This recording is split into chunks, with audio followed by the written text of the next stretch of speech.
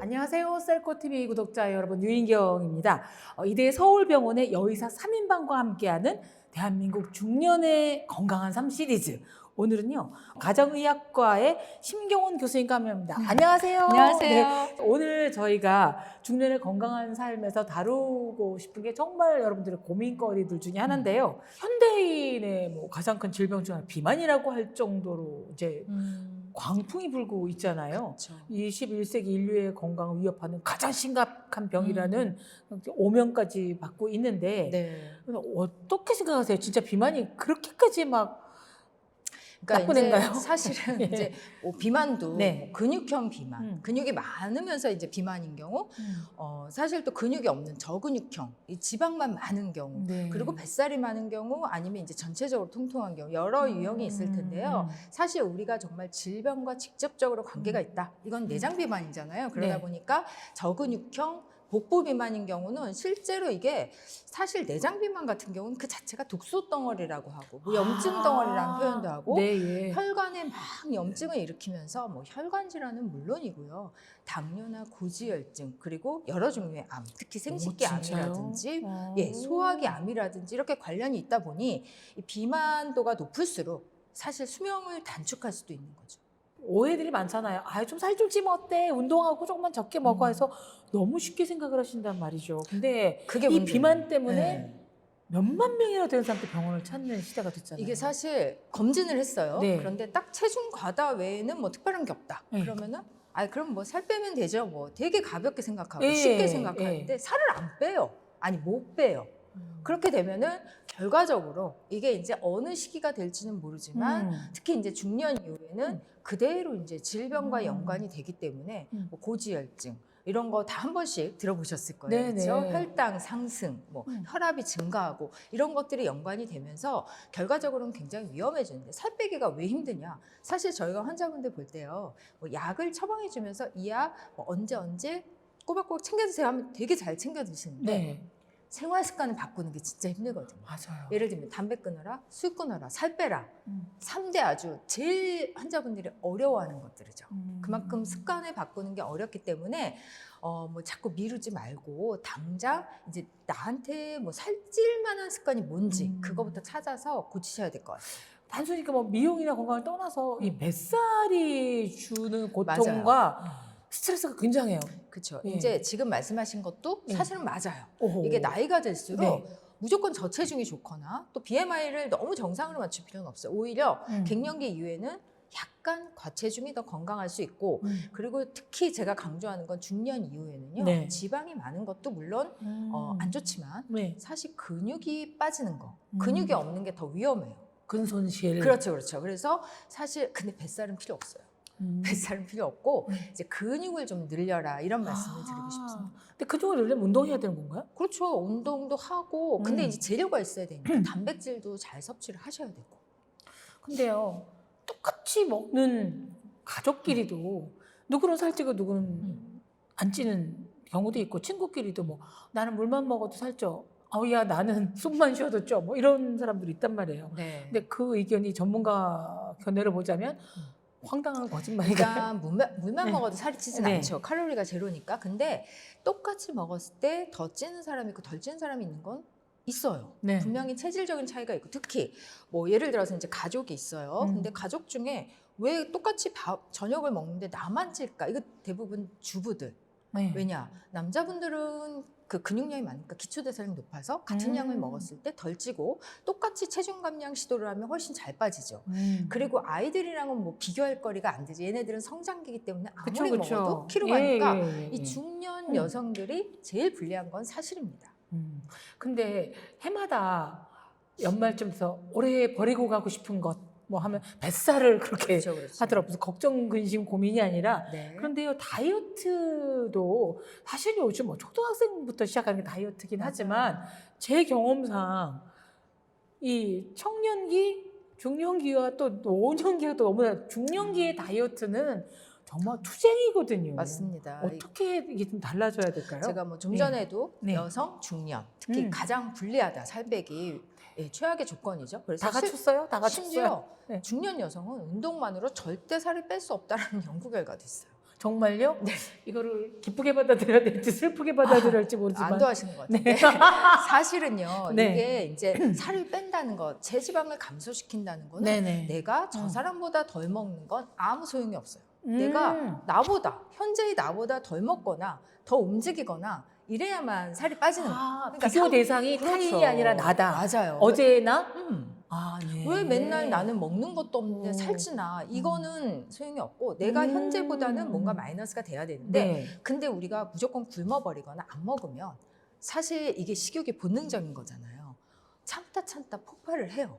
결국. 그래서 오히려 폭식으로 이어지기 때문에 네. 저는 사실 이제 다이어트를 할 때 항상 강조하는 게 네. 이제 활동량이 적은 저녁이나 밤에는 조금 줄이고 대신 그만큼을 아침, 점심에 보충을 해줘야 돼요. 특히 점심에 빵이나 면 같은 걸로 때우면 저녁에 어때요? 배 엄청 고파요. 네. 그러면 안 되고 점심에는 고기나 생선, 달걀, 콩, 두부 이렇게 단백질을 먹으면 그 포만감이 좀 지속이 되면서 저녁을 줄일 수가 있고요. 거기서 끝나면 안 되고 내가 밤에 좀 안 먹었더니 아침에 배고프네까지 가시면 더 좋고 그리고 운동도 처음부터 막 하려고 그러면은 관절도 망가져요. 말하면 뭐예요? 제 친구들도 중년에 필라테스 했다가 맞아요. 이게 막이 나쁘단 그쵸. 사람도 있고 맞아요. 넘어진 애도 있고 그러면 엄청 많아요. 이게 관절이나 근육 다치면 그 다음에는 5kg, 10kg 쪄갖고 오시거든요. 못 움직이니까. 근육은 더 흐물흐물해지고 맞아요. 운동 못해서. 그러면 교수님 생활 속에 좀 가벼운 다이어트 방법. 생활 속에 가벼운 네. 다이어트. 아주머니들, 중장년층, 할머니까지 다 유용하게 할 수 있는 방법이 있을까요? 일단은 사실 먹는 게 제일 중요하잖아요, 아무래도. 아, 네. 네. 근데 뭐 탄수화물을 적게 먹어야 된다. 이건 다 아실 거예요. 네. 근데 그거를 막 극단적으로 탄수화물 안 먹고 이러는 게 아니라 내가 밥 한 숟가락 먹을 거를 고기나 생선을 먹는다든지 이렇게 조금 비율을 바꿔보는 거죠. 단백질 위주로. 네, 그리고 예. 무엇보다 물 많이 드셔야 돼요. 즉각적인 포만감이 생길 수 있으니까. 그리고 운동도 과격한 뭐 그런 거보다는 일단 15분 정도 걷기부터 시작을 하셔라. 이렇게 말씀드리고 싶습니다. 네, 걷기. 근데 요즘 그런 권유 쪽 굉장히 유혹에 빠지기 쉽거든요. 뭐 약 먹기, 네. 요새 뭐 주사제들도 있고, 싹센다도 있고, 그쵸. 예전엔 또 무슨 뭐 그 변으로 기름이 쫙 빠지는 것도 있고, 뭐 네, 등등등 맞습니다. 있었는데 어떤 것들이 진짜 효과가 있을까요? 사실 살찌는 원인이 사람마다 다 다르잖아요. 어떤 네. 사람은 정말 많이 먹어서 찔 거고 어떤 사람은 사실 별로 안 먹는데 안 움직여서 찌시는 네. 분들도 있고 밤낮이 바뀌어서 밤에 왕창 먹어서 찌시는 분들도 있고 스트레스성으로 폭식을 해서 그러니까 사람마다 원인이 달라서 사실은 본인한테 맞는 방법을 해야 되는데요. 네. 우리가 보통 BMI가 25 이상이면 약물 치료를 권해요. 아까도 말씀드린 사실은 생활 습관을 바꿔야 되잖아요. 네, 네. 근데 힘들잖아요. 내가 갑자기 한 그릇 먹다가 갑자기 반 그릇, 3분의 1 그릇 먹기 쉽지 않아요. 이럴 때 이제 적당 기간 동안 이제 식욕 조절을 하면서 다가갈 수 있고요. 그런데 정말 비만도가 35 이상이다. 네. 내가 뭐 한 120kg, 130kg다. 고도 비만이라. 이런 분들 잘 네. 빠질 것 같죠? 네. 안 빠져요. 아. 이분들은 이미 지방세포 수가 너무 많이 늘어가지고 똑같은 노력을 해도 오히려 더디 빠지고 간신히 살을 빼도 쉽게 다시 쪄버려요. 그래서 요요 사실은 현상이 오는 그런 건가요? 분들이 이제 수술이 필요한 거죠. 아. 그래서 이제 본인한테 맞춤 치료를 하는 게 가장 중요하고요. 뭐 지금 말씀하신 것처럼 먹어도 저절로 빠진다. 운동 안 해도 살 빠진다. 이건 절대 네버. 네. 이런 약이 있었으면 아마 노벨상 받았겠죠. 그렇죠. 네. 근데 수술요법도 있잖아요. 맞아요. 어떤 게 있나요? 그러니까 저도 이제 비만 초창기 때는 이분 정말 잘 빠지겠다. 체중이 많이 나가시니까. 네. 그런데 안 빠지는 거예요. 네. 잘 안 빠지고 굉장히 잘 빼신 분들도 있어요. 개 중에는 뭐 20, 30kg 이상 뺐는데 네. 얼마 안 가서 또 쪄갖고 오고 이런 경우는 사실 위장 절제라든지 이제 장을 좀 짧게 장 길이를 문합시키는 치료가 네네. 있어요. 우리나라에서 제일 많이 하는 거는 이제 위장 절제. 옛날에는 이제 밴드도 많이 했는데 네, 이거는 묶어두는 건 사실- 거죠. 네, 맞아요. 예. 효과도 크지 않고 아. 오히려 이물질이 있잖아요. 지속적인 관리도 해야 되고 부작용도 커서 결국 이거 나중에 빼버리는 분들도 많아요. 그거는 요즘 잘 안 하고요. 오. 실제로 효과를 보기 위해서는 음. 이제 위 면적을 줄여주는 거죠. 그야말로. 그리고 이제 사실은 뭐 제일 고민이 되는 거는 이게 계절이 따뜻해지면 팔뚝살 줄이는 운동하세요. 뭐 네. 그쵸. 뱃살, 뭐 어떤 사람은 등살, 뭐 맞아요. 다 많은데 이 부위별로 살 빠지는 게 가능합니까? 신의 영역이죠, 그건. 아. 네, 내가 뭘 해서 어떤 약을 먹으면 팔뚝살만 빠진다든지 네. 뭘 해서 아까 막 미친 듯이 돌리라고 얘기해가지고요.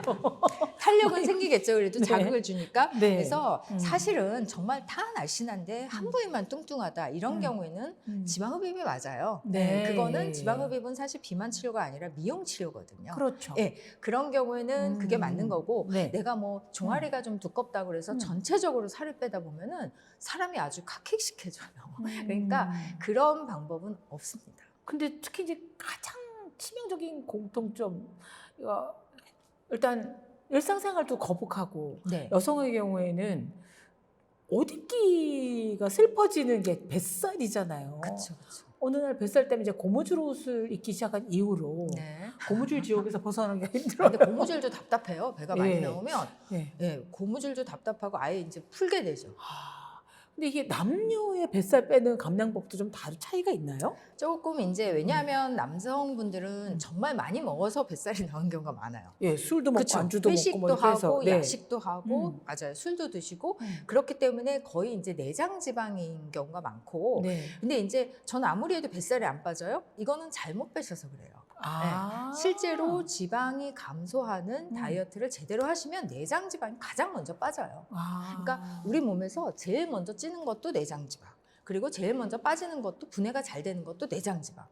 지방이 분해가 아예 안 되잖아요. 그럼 사실 해로울 것도 없어요. 분해되면서 염증 물질도 나오고 독소도 나오기 때문에 사실 무서운 거거든요. 그러니까 내장 지방이 무섭긴 하지만 제일 잘 빠지는 부위예요. 그러니까 아, 진짜요? 남성분들은 그냥 말 그대로 덜 먹고 운동하시면 돼요. 그리고 이제 술은 정말 제가 살찌는 약이라고 말씀을 드리는데 술을 드시면서 살이 뺀다? 이거는 이제 근육만 빠지는 거예요. 내장 지방 빼기가 제일 쉽다고 하셨지만 저 간헐적 단식 해봤거든요. 아, 네. 얼굴만 빠지더라고요. 얼굴만. 그게 대부분 뱃살 어떻게 빼야 돼요? 수분만 빼신 거예요. 네, 굶어가지고 간헐적 단식도 이제 일정 기간 굶다 보니까 네네네. 수분만 쫙 빠지는 거죠. 그래서 정말 뱃살을 빼고 싶다. 그러면은 우리 뱃살의 주범인 내장 지방은요, 네. 거의 탄수화물이 우리 몸속에 들어서 중성 지방으로 바뀌면서 이제 내장 비만이 돼요. 아. 내가 기름기를 많이 먹어서 내장 지방이 생기는 게 아니라 네. 특히 우리나라 여성들은 탄수화물 섭취 과다거든요. 예. 아니 어떻게 빵, 라면, 흰 쌀밥을 멀리 할 수 있겠어요? 그건 멀리 해야 돼요. 그거를 많이 드시면서 살을 뺀다? 이건 아니에요. 그래도 이제 왜 너무 병적으로 집착하는 다이어트 그렇죠. 말고 스트레스를 더 받는 다이어트 말고요. 일상생활에서 건강한 다이어트, 네. 게다가 체력도 조금 약해진 중년 여성을 위한 다이어트법이 어떤 게 있을까요?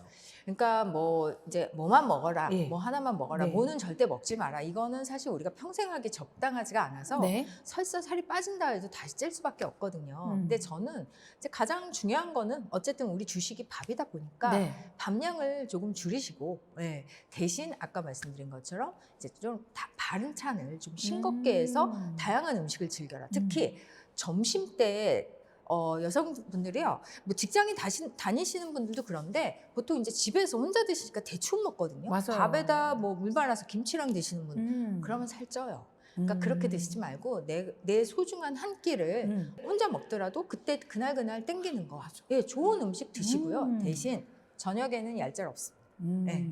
저녁이나 밤에는 지금보다 분명히 줄이셔야 된다는 거. 맞아요. 혼자 있다고 흥부 마누라처럼 불쌍하게 먹지 네. 말고 본인을 사랑하고 소중하게 재료도 좋은 것, 그릇도 예쁜 것을 하다 보면 그렇죠. 그렇게 막 폭식도 하지 맞아요. 않을 것 같습니다. 오늘 이대 서울병원 심경원 교수님과 함께 중년의 건강에 대한 이야기 나누고 있는데요.